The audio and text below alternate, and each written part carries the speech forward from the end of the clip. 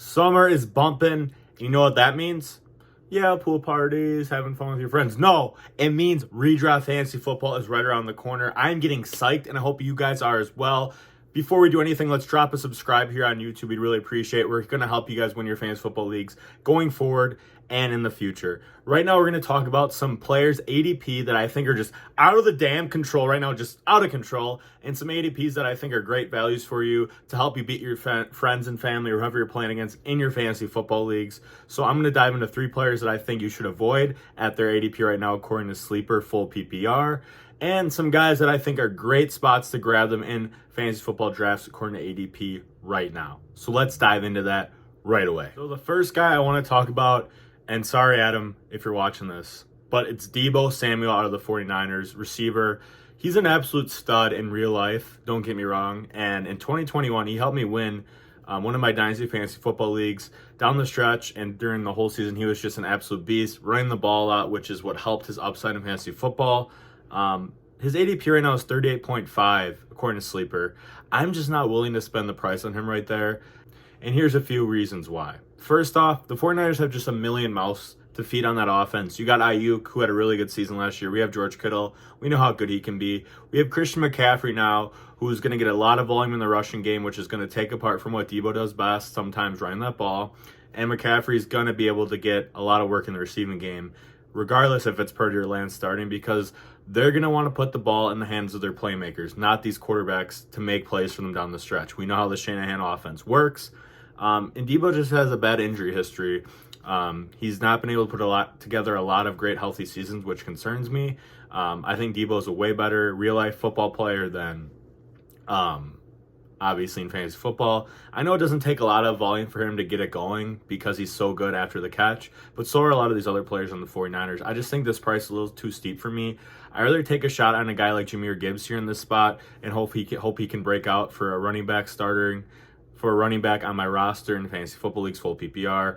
And I just want to go over the splits of Deebo Samuel with Christian McCaffrey for fantasy football stats, PPR. He put up 9.4, 7.1, 22.4, 7.3, 12.3, 13.4, and 4.4 in the 7 games he played with Christian McCaffrey on the field on the 49ers. He only had one wide receiver 1 finish. And if you're playing in 10-team leagues, he only had 1 wide receiver 2 finish as well, and that was the same as that game that I'm talking about, the 22.4 points game. So with McCaffrey in the field, we saw a small sample size, and it didn't look like he was as heavily involved. And a lot of that is just due to lack of rushing ability the 49ers are giving him there, which should help him stay healthy. And again, I could be wrong. I could see Deebo putting up a nice season if he stays healthy. And, he is the best playmaking guy they have in this team outside of McCaffrey. Like, he is better than Ayuk. He is more dependent than Kittle. But again, it's just going to come down to what happens. I mean, Purdy was really favoring Ayuk and Kittle when he was starting. So we'll see what happens with that. Deebo, his price is too deep for me. So let's move on to the next guy that I have that I'm avoiding. And no surprises, DeAndre Swift, ADP 59.5. Everybody's finally seemed to realize that Swift's just not the best football player. Doesn't seem like he has a lot of drive to be great. The Lions obviously didn't see that at all. Didn't give him a lot of opportunities. I mean, he was efficient when he did get the ball and was a big play maker waiting to happen. But at the same time, I just don't like the landing spot. I know it is better for him that he's not stuck in Detroit right now with Montgomery and Gibbs, but obviously they took Gibbs because they were planning to get rid of Swift. Now Swift goes to the Eagles, a way better offense, one of the best offenses in the league, has a great offensive line, but Jalen Hurts does not dump the ball off to running backs very much at all.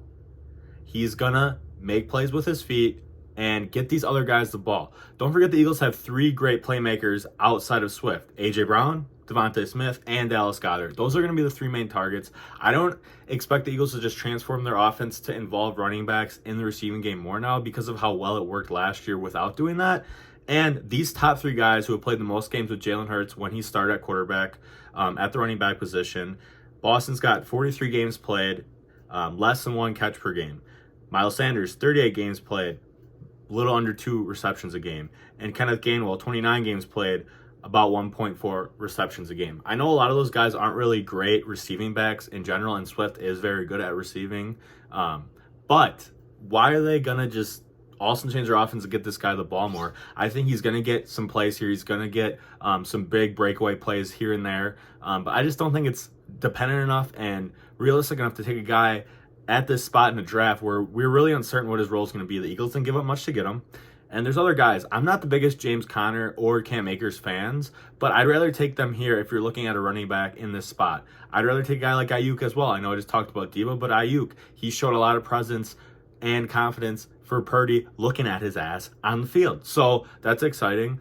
And again, Rashad Penny could be the starter. I know he can't stay healthy to save his life, but at that point, I'd rather just take Rashad Penny in about the 10th or 11th round than take Swift this early. I understand his upside can always be huge, but we've been saying the same damn thing every year, and I'm just not seeing it, especially in offense that doesn't pass the ball to receivers.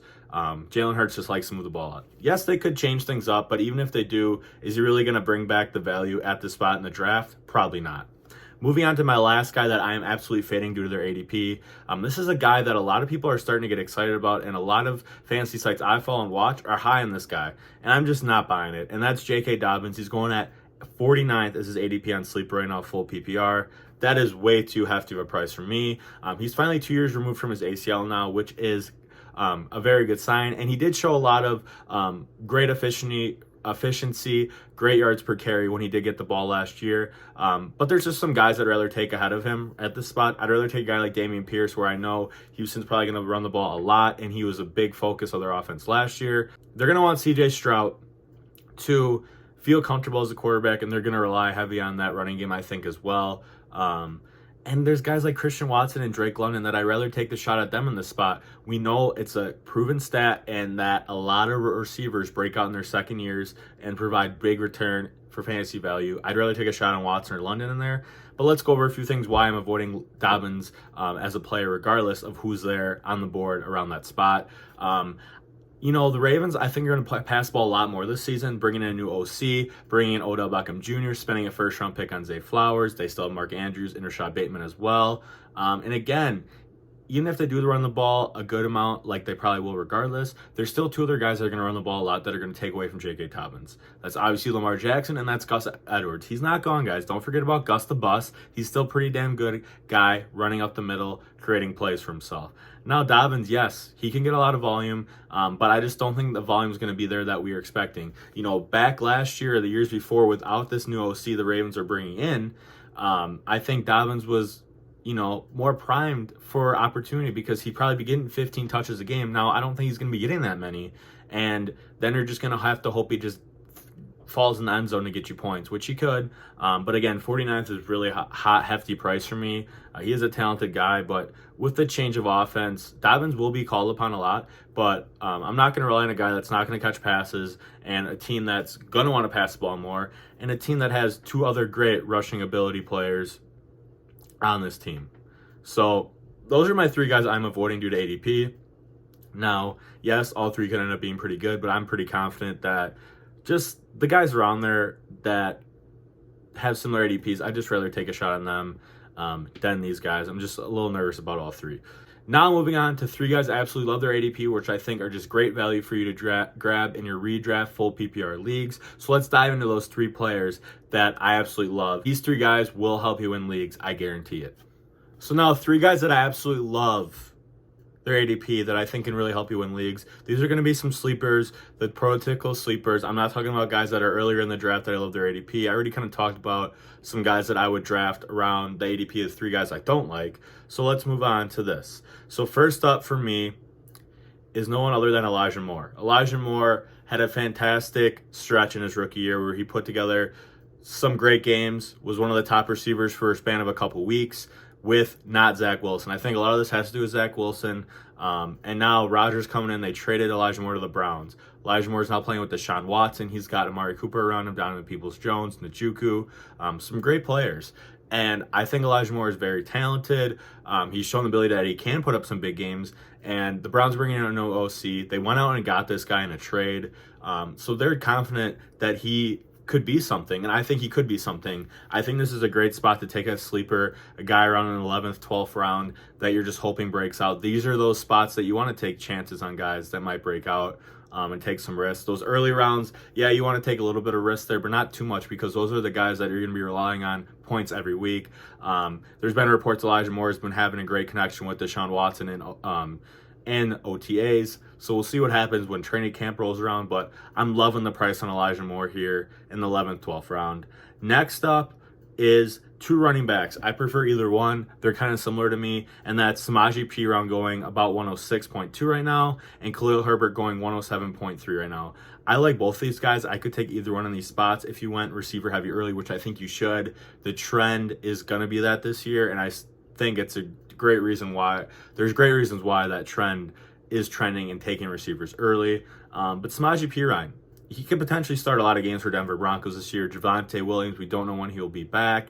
The dude didn't just tear his ACL. He tore and broke, whatever the hell you want to phrase it, a million things in his knee, which isn't a great sign for him to return fully healthy this season. Samaje Perine had glimpses on the Bengals where he put together some nice showings, some great fantasy outputs. He's a good running back, and if he can put together, 7-8 starts this year, which I think he will, that could return great value for you in around the 10th or 11th round. Same with Khalil Herbert. I know the Bears have a lot of running backs in there. Deontay Foreman, they took Roschon Johnson out of Texas. But Khalil Herbert showed that he's very efficient with the ball when he gets touches. The Bears are going to run the ball a hell of a lot this season again, with Justin Fields being such a great dynamic quarterback in the open field. And I think Khalil Herbert could take advantage of that. Foreman and Roschon are coming in. They're going to have to pick up the speed, pick up the playbook. Khalil Herbert's already been in this offense. He knows what to expect. Now, I think Foreman or Roschon could take the job from Khalil Herbert. It could be a committee. But again, at this point, I think it's a good spot to grab a running back that could spot you 7, 8, 9, maybe more. He could be the starter all season long, but I just like taking him or Perine around the 10th or 11th round if you're looking for a running back with some upside. And my last guy, it's again a kind of either or, like I just did with Perine and Khalil Herbert, and that is these Packer receivers. Romeo Doubs going 150 right now, 15th round about, and Jaden Reed going 167.4, so around 16, 17 round. These are your last rounds in your draft. These are where you take those shots and hope they stick. Sometimes you want to take rookies here. Jaden Reed is a rookie. Sometimes you just want to take guys that have tremendous opportunity that could really fulfill something great for your team. First up, Romeo Doubs. Jordan Love's coming in now, and I'm excited about that. Obviously, I'm a Packers fan, but still, Romeo Doubs had a great connection with Jordan Love in preseason when they played last year. Some reports out of OTAs are coming that he's been his favorite target. Obviously, I'm expecting Christian Watson potential breakout this season, but don't forget about Romeo Doubs. He had some great glimpses and flashes in his rookie season. He's a good receiver. I don't know how high his ceiling is, but if he can develop a rapport with Jordan Love, that's good signs for some great fantasy football games and great games in general this season. And then Jaden Reed, take your shot on either one of these guys. Yes, Romeo Doubs has been reported as the favorite for Jordan Love connection-wise, but Jaden Reed could really come into his own. I'm really excited about this guy. I don't know how great he could be. He put together some great games and great seasons while he was at Michigan State after transferring from a smaller Michigan school. But I'm excited about either one of these guys because I really do think the Packers are going to have Jordan Love throw the ball a decent amount, not a ton, but, all they have is Christian Watson outside of these two guys. They have these rookie tight ends. They got Aaron Jones in the pass game and probably Dillon a little bit. But one of these two receivers, Doubs or Reed, are going to have a solid season. Might not be great, but they could bring back great value throwing, shots in the dark this late in your draft. So I hope you guys enjoyed that. I just broke down a couple guys that I want to stay away from at their price right now, and a couple guys I love their price right now. According to Sleeper's ADP full PPR, I'm doing this on Friday, June 30th, so some ADP could change. And your drafts will not be for a while, but this is good to grasp right now. Some guys that you might want to remember and some guys you might want to just be like, yeah, see you later. I don't want to see you. And again, guys, I just hope you guys enjoyed this video. Give us a like and subscribe. We're on TikTok and Instagram at Cover3Media. We're really trying to help you guys and really trying to build the brand here. So we'd appreciate your guys' support. Leave comments some other guys that you think, should be avoided or brought on to your teams in fantasy football drafts. Leave that in the comments. Leave suggestions you want for videos, any trade advice, any advice at all. We're here to help you guys. Leave them in the comments. Appreciate you guys watching and hope you have a great day whenever you guys are watching this. Thank you. See ya.